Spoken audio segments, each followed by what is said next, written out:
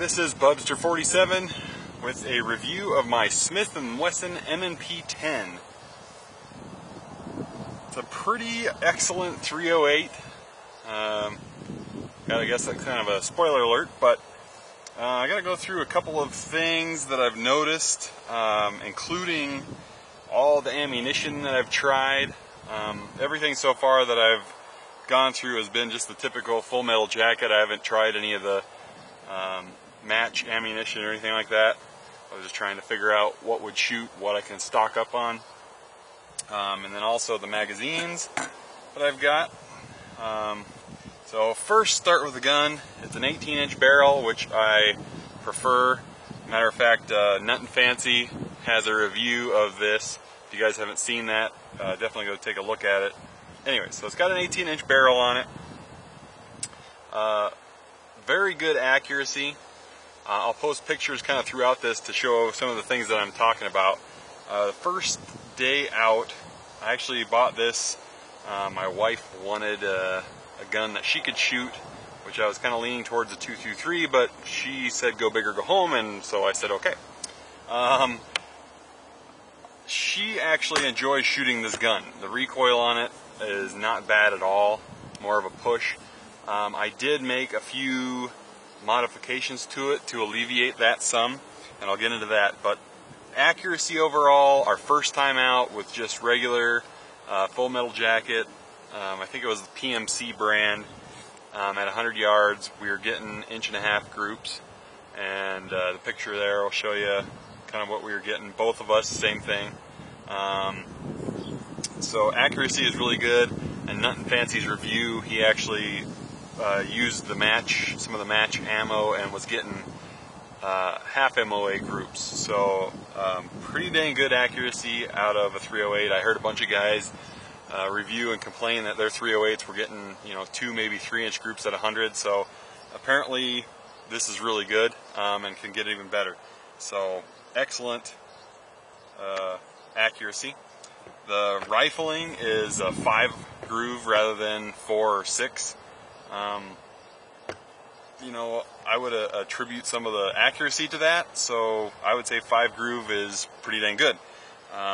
There's opinions on that both ways. I'm not going to get into it.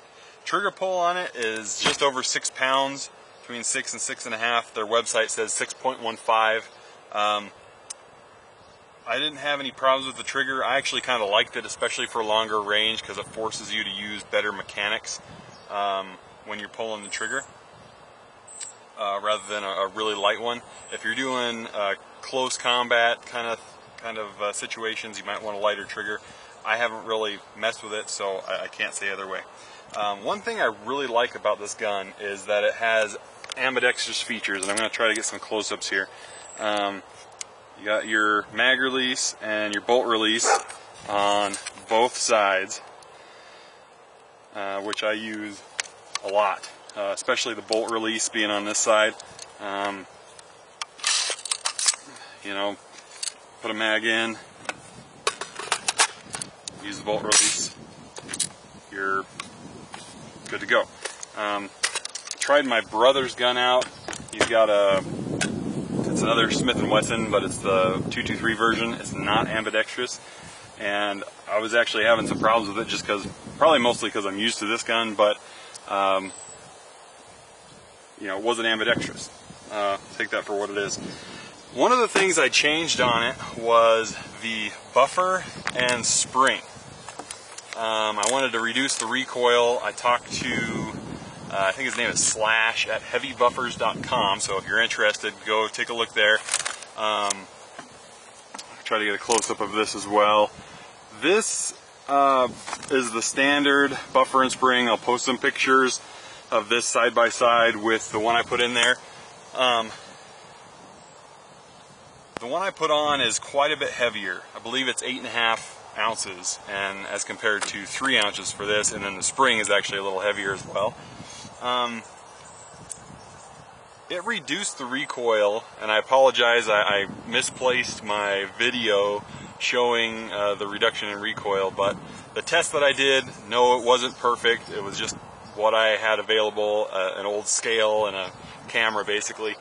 but it reduced the recoil by 20%, which is pretty impressive. It already didn't kick that bad to begin with, but reducing it even that much makes a huge difference for when you're doing, you know, running guns or whatever. So I'd highly recommend that if you want something with less recoil, a little more manageable. The 308 in general is going to be a little less or a little more recoil than a 223, obviously, but that heavy buffer and spring mitigate that a little bit, so I would recommend that. The other thing I did, and it's not really so much for recoil as barrel rise, is I put a Griffin Armament their 7.62 tactical compensator. This is the stock flash hider compensator on it, and it was nice. I didn't really mind it. I've heard a lot of people that really liked it, but I did have some barrel rise that I wanted to try to mitigate, and this does a pretty good job. And also, it's a lot smaller. I personally like the look of this compensator over that, and it's quite a bit shorter, as you can see. Some people really like the look of that one. I just personally didn't, so I switched it out. And I also got a little more accuracy, target acquisition better with that compensator on it.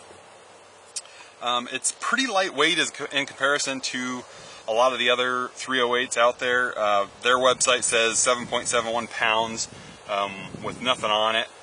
Obviously not the scope, but it's pretty light in comparison to a lot of guns. Some of them, I can't remember what the brand was, but it was 9 pounds before you started adding anything to it.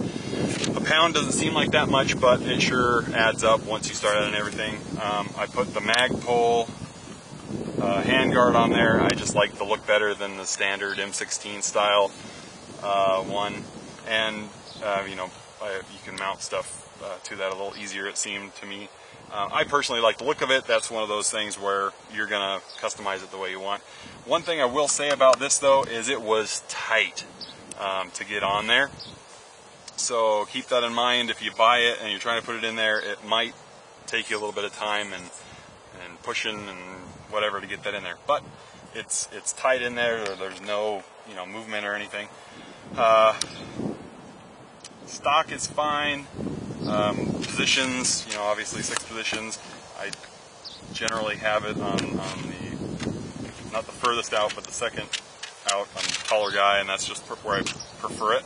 I'm probably going to take off this foregrip just because I personally hold on the magwell anyways, so I really don't need that. That's extra weight that I'm carrying that I don't need. I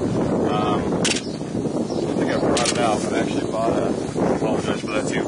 I put a single point sling on it. One thing I will say too on this is the Magpul sling adapter plate I had to modify to make it fit.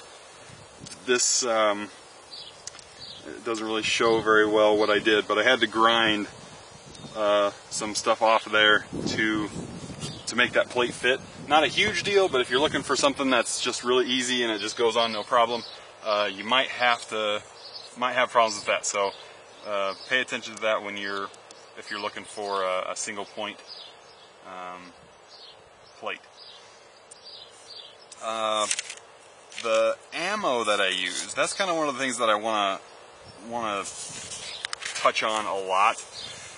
I started out using PMC, which is what I could get at the time. I bought this when all the crap hit the fan, and so it was very limited what I was able to find, but I kind of lucked upon the PMC. I've been really impressed with it.